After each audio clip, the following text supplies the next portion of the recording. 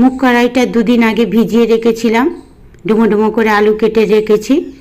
কড়াইতে তেল দিলাম, তেলটা গরম হলে জিরে ফোড়ন দিলাম, কুচিয়ে রাখা পেঁয়াজগুলো তার উপর দিলাম।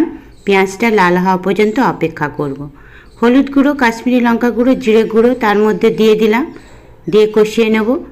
আদা রসুন পেস্ট দিলাম, পরিমাণ মতো নুন দিলাম, কুচিয়ে রাখা টমেটো দিলাম, সামান্য পরিমাণ জল দেব, দিয়ে মশলাটা ভালো করে কষিয়ে নেব। তারপরে ডুমো ডুমো কেটে রাখা আলু এবং মুগ কড়াই তার মধ্যে দিয়ে দিলাম। হাফ চামচ গরম মশলা দেব, পরিমাণ মতন জল দেব, কাঁচা লঙ্কা কুচিয়ে দেব, দিয়ে এটা প্রেসার কুকারে দিয়ে দেব।